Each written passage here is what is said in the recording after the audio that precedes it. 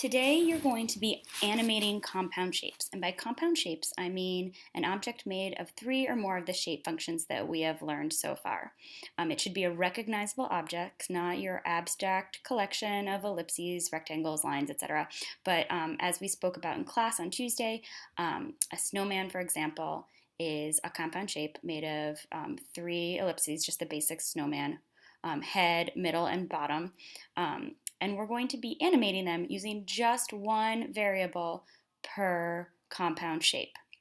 So obviously that's if you're just animating it moving in one direction, either horizontally or vertically.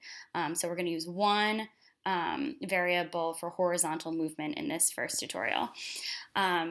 So when you're animating compound shapes, I highly recommend that you start by making the shape first so it looks exactly like you want it, and then going back in and substituting in your integer variables. So we're going to start with your basic methods, your setup and your draw method.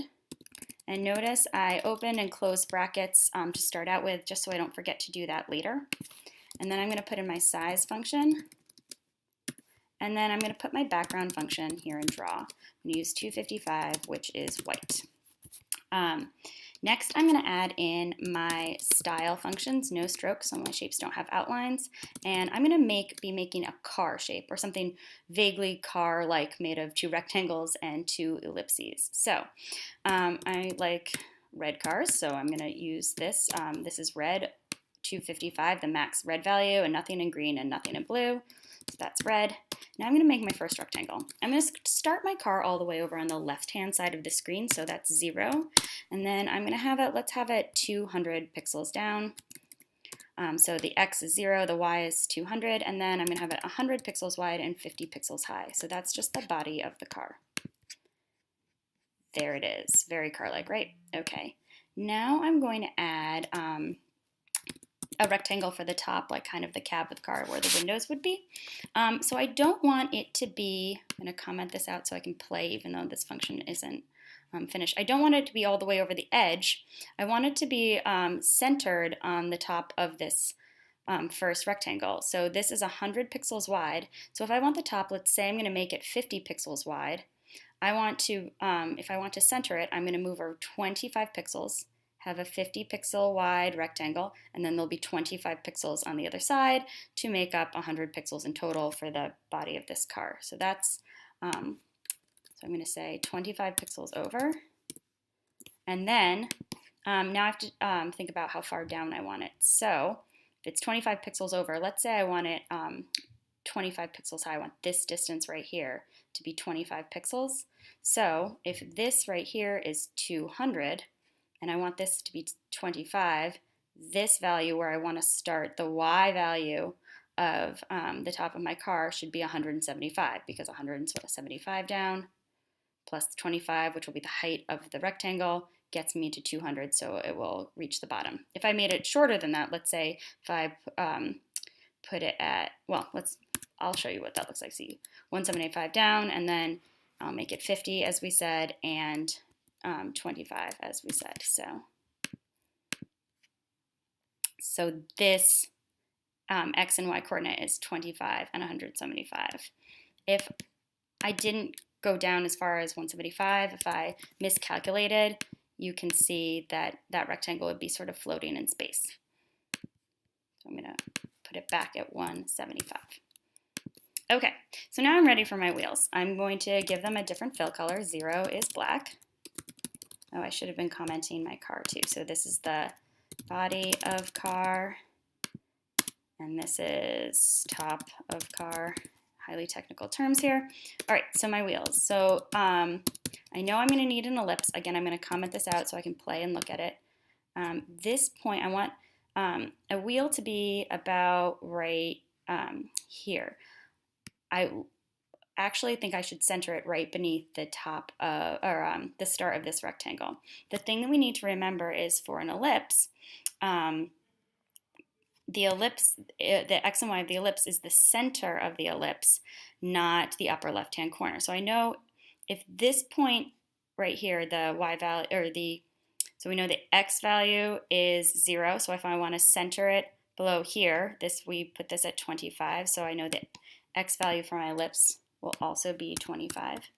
Now for the y value, if this point, the y value of this rectangle is 200 and it's 50 pixels high, this point is 250. So if I put it here, it will be split, half of it will be over the top of the car and half of it will be below. So I think that's the look that we want. So that's point is 250. And then maybe I'll make it 25 by 25. So that wheel right there. Yes, and so then the next wheel, if I want to center it, so this is 25 centered right below here. I know this rectangle is 50 pixels wide. So if it starts at 25 and is 50 pixels wide, the point we're at now should be 75. 25, 50 gets us to 75. So I think that next ellipse for the second wheel should be at 75. And then I want it to be the same on the same point on the y-axis, so it's even with this wheel. And then the same size. Ooh, look, I made a mistake. I can see right now that the height of this wheel is not exactly as I desired. So I think, all right, the height coordinate here that's where I messed up. So I need to go back to this wheel and look, which one's height? That's x, that's y, that's width, that's height. Oops, I put in 250. So delete that 0, try it again. Okay, got a car, great. So now I'm ready to have this car move, and I'm going to have it move horizontally. So if I want to think about a good name for my integer variable that I'm going to include, I think I'm going to use x because I'm going to be putting it in place of the x coordinate. So I'm going to say declare int x up here before void setup. Then inside void setup, I'm going to write x equals and put in whatever I pick for the starting value for the first shape I made, which is 0. That's where I'm going to sub it in. So now, if I sub in x here for the x value of my first shape, nothing should have changed. It'll look exactly the same. If I just do that and then go ahead and say x equals x plus 1, I'm not going to achieve the result I desire. The body of the car is going to move, but because the x values of the top of the car and the two ellipses are still static numbers and not variables, they're going to remain in place. But what I don't want to do is make them all x, because x right now is starting at 0, and then it will be 1, and then it will be 2, and then it will be 3, whereas all of these shapes had different x values to start out with. So my car is going to look pretty distorted. So let me go back and put in, that was 25, this was 25, and this was 175. Make sure my car looks right. Yep. Oh, no, that wasn't 175. It was just 75. Okay, so but we can still animate this just using one variable. We just need to use a little bit of arithmetic. If x is 0 when this program starts, if we're setting 0, if saying 0 is x, then what is 25?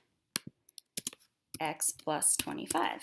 So instead of 25, I'm going to say x plus 25, because when x is 0, this value will be 25. When x is 1, this will be 26. When x is 2, this will be 27. So the relationship between those shapes on the screen will remain the same.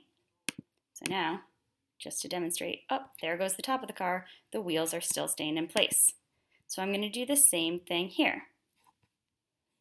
If x is 0, 25, we've already done that one. We say x plus 25 will give us a place that's 25 pixels to the right of where this car is. So the relationship between this ellipse and this rectangle will remain consistent. Same with this ellipse. If I say x plus 75, if x is 0, then 75 is x plus 75. That will make this wheel stay the same distance away from the this rectangle. the entire time. So if I play, there it goes. So that's the first example.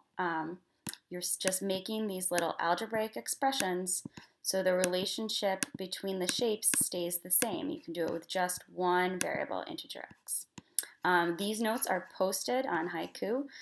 It says notes from 128 car code. This is so if you want to look at those, you can copy them, paste them in, and as you follow along, or as you watch this video, you might have been following along as well. I'm going to do another one, starting a shape in the middle and moving it down.